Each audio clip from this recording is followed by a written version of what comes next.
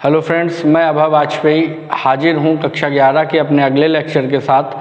आज हम लोग पिछले लेक्चर में हम लोगों ने मात्रकों की पद्धतियों के बारे में अध्ययन किया था। अब ये जो मात्रकों की पद्धतियाँ होती हैं, इन मात्रकों की पद्धतियों में कुछ पूर्व लग्नकों का यूज किया जाता है। तो आज हमारा टॉपिक यही है कि अंतर्राष्ट्रीय पद्धति में पूर्व लग्नक क्या होते हैं। तो सबसे पहले तो ध्यान दीजिए पूर्व लग्नक होते क्या हैं। तो नाम से ही यहाँ पे जाहिर है पूर्व लग्नक। तो इनका अगर हम संधिविच्छेद करें तो ये आएगा पूर्व प्लस लग्नक। पूर्व का मतलब क्या होता है? पहले। और लग्नक का मतलब क्या होता है? लगने वाले। तो इसका मतलब क्या है कि पहले, पूर्व लग्नक से मतलब है कि किसी चीज के पहले आने वाले।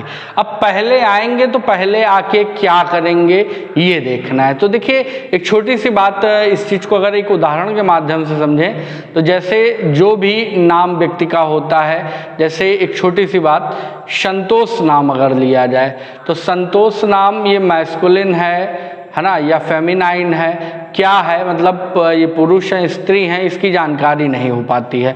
मगर यदि क्या लिख दिया जाए श्री संतोष, तो श्री संतोष का मतलब क्या हो गया कि ये पुरुष हैं। और अगर इसके साथ क्या लगा दिया श्रीमती संतोष, तो इसका मतलब क्या हुआ कि ये क्या है? स्त्री हैं। तो यहाँ पे ये जो श्री है श्रीमती है ना, ये श्री और श्रीमती काहे का कार्य कर रहे हैं? पूर्व लग्नक, मतलब पहले आके उसके बारे में बताने वाले। तो इसी प्रकार भौतिकी में भी बहुत सारे पूर्व लग्नक होते हैं। ये पूर्व लग्नक लगाए क्यों जाते हैं, अगर इसकी बात कर ले हम, तो देखिए पूर्व लग्नकों का काम है कि किसी भी बड़े मान को आसानी से क्या करना? प्रदर्शित करना। ठीक, अगर कोई बड़ा सा मान है तो उस बड़े से मान को छोटे में प्रदर्शित करने के लिए हमें काहे की आवश्यकता होती है? पूर्व लग्नकों की आवश्यकता होती है। वास्तव में जो ये भौतिक राशियां होती हैं इनमें कुछ के मान बहुत बड़े होते हैं और कुछ के मान क्या होते हैं? बहुत छोटे होते हैं। तो बड़े मानों और छोटे मानों को सुगमता से प्रदर्शित करने के लिए ही हम क्या करते हैं? पूर्व लग्नकों का प्रयोग करते हैं। और ये जो भी पूर्व लग्नक हैं वो 10 के ऊपर घात लगाकर क्या किए जाते हैं? प्रदर्शित किए जाते हैं। तो आइए कुछ पूर्व लग्नकों के बारे में हम समझते हैं, जानते हैं। यहाँ पे आप अपने जो है बोर्ड पे देख सकते हैं कि यहाँ पे कुछ मान दिए, जैसे 10 की घात -1। तो 10 की घात -1 को हम लोग डेसी लिखते हैं।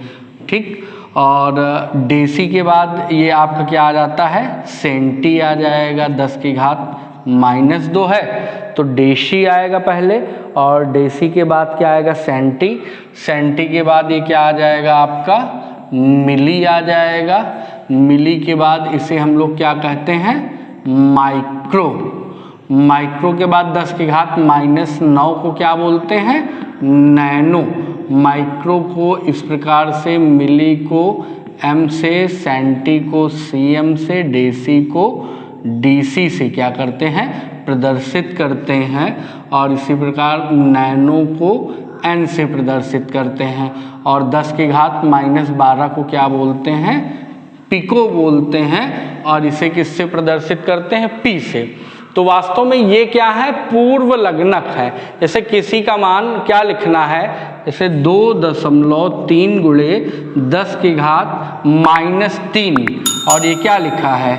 मीटर लिखा हुआ है। ठीक है, तो इसे आप क्या लिख सकते हैं? 10 की घात -3 अगर हटाएं तो 2.3, और ये क्या हो जाएगा? मिली। और मीटर को भी एम से रिप्रेजेंट करते हैं तो mm हो जाएगा 2.3 मिलीमीटर। अगर यहाँ पे 10 की घात 2.3 गुणे 10 की घात -6 लिखा हुआ है इतना मीटर, तो इसे 2.3 और 10 की घात -6 का मतलब क्या होता है? माइक्रोमीटर। तो इस प्रकार से ये पूर्व लग्नक जो हैं ये हमारे मान को सुगमता पूर्वक लिखने में क्या करते हैं? हमारी सहायता करते हैं। इसी प्रकार से आप देख सकते हैं, जैसे ये डेसी था, ऐसे 10 की घात 1 को हम लोग क्या बोलते हैं, डेका। 10 की घात 2 को क्या बोलते हैं, हेक्टो। और 10 की घात 3 को क्या बोलते हैं, किलो।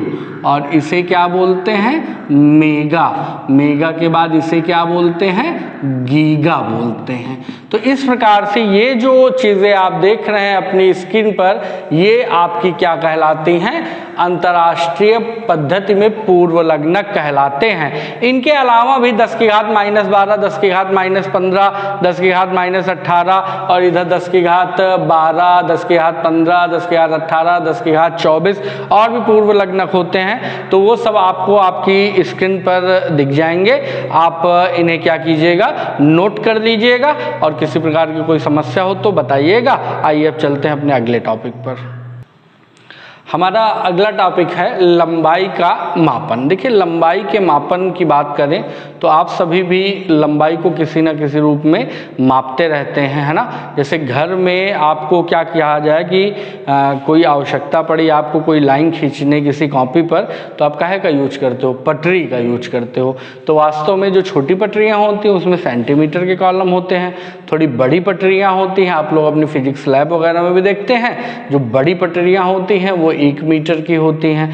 कपड़े मापने वाले की दुकान पे जाइए तो वो भी 1 मीटर की स्केल ही रखता है, वो भी एक प्रकार की पटरी है उसका, वो जो है स्टील की बनी होती है, फ़र्क इतना होता है। तो वास्तव में जो स्केल है, इस स्केल के माध्यम से हम क्या करते हैं, लंबाई का मापन ही तो करते हैं। पटरी ले लें और कोई पूछे बोर्ड कितना सेंटीमीटर लंबा है, तो उस पटरी से हम इसकी लंबाई को क्या कर सकते हैं, माप सकते हैं। तो इसका मतलब लंबाई के मापन की 2 विधियाँ, एक तो प्रत्यक्ष विधि और दूसरी अप्रत्यक्ष विधि। तो जो ये स्केल लेकर मापने की बात हमने की, ये आती है किसमें, प्रत्यक्ष विधि में। मीटर पैमाने काफ़ी लंबे भी होते हैं, ठीक, फुट में भी फुट पैमाने भी आते हैं। तो आपको जिस हिसाब से जो भी मापन करना है, तो ये मीटर पैमानों या स्केल की सहायता से हम जो भी मापन करते हैं वो सारे के सारे मापन जो हैं किसकी श्रेणी में आते हैं, प्रत्यक्ष विधि की श्रेणी में आते हैं। इस प्रकार यदि आप लोगों ने हाई स्कूल में प्रैक्टिकल किया हो तो वहाँ पे वर्नियर कैलिपर्स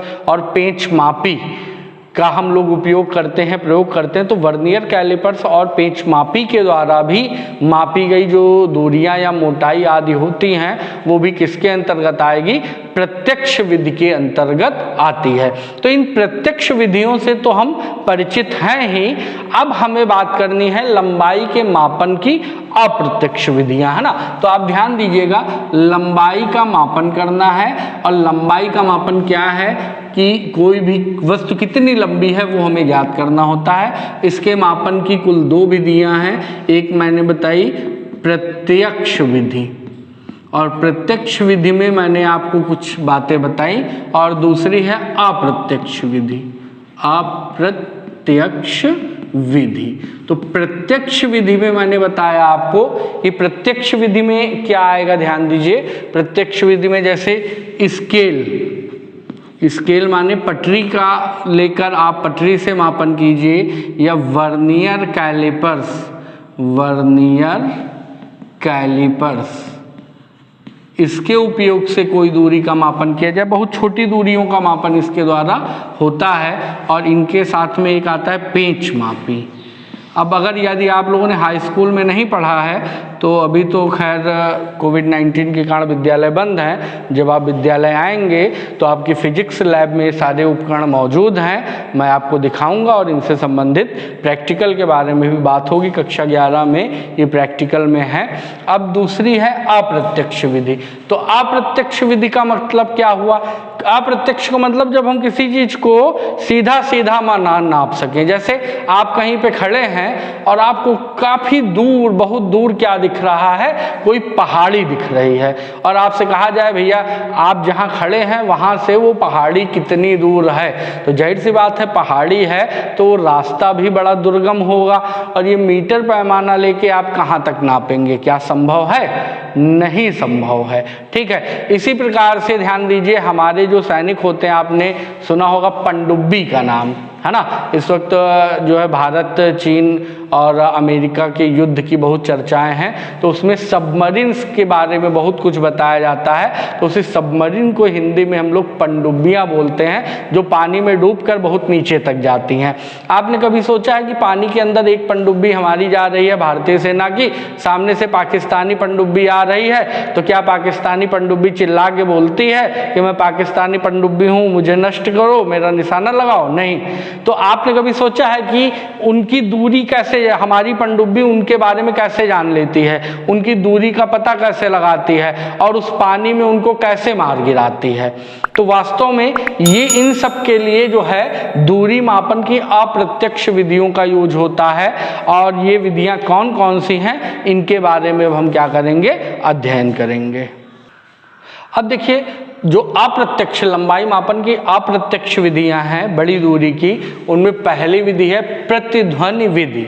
अभी जैसा कि मैंने बात किया था कि अगर कोई पहाड़ है, आप कहीं घूमने गए हैं और आपको एक कोई बहुत बड़ा सा पहाड़ इस प्रकार से दिख रहा है और आप पहाड़ से काफ़ी दूरी पर इस स्थान पर बाई चांस खड़े हुए हैं, ठीक, यहाँ पर आप हैं। देखिए भाई, आर्ट सामान्य रूप से हम बनाए दे रहे हैं, इसमें आप हंसिएगा नहीं। और ये अगर आप अपने आप को सोच लीजिए कि आप यहाँ पर खड़े हुए हैं, तो ये हमारा क्या है, पहाड़। अब यदि आपसे कोई पूछे कि बताओ जरा ये पहाड़ यहाँ से कितनी दूर है, तो सामान्य व्यक्ति तो हाथ खड़े कर देगा कि भाई हमें मालूम ही नहीं है।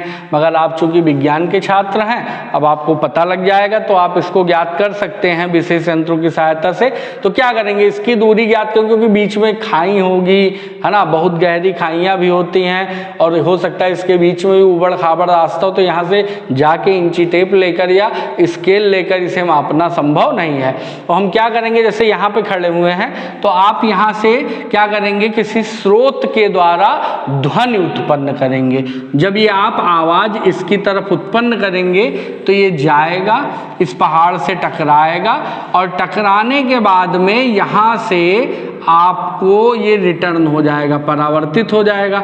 और परावर्तित होने के बाद पुनः यहाँ पर जब ये ध्वनि आएगी तो आपको सुनाई पड़ेगी। तो जाना, टकराना, ध्वनि का जाना, टकराना, टकरा कर वापस आना और आपको सुनाई देना। तो वापस आगे जो ध्वनि सुनाई देती है उसे ही हम लोग बोलते हैं क्या, प्रतिध्वनि।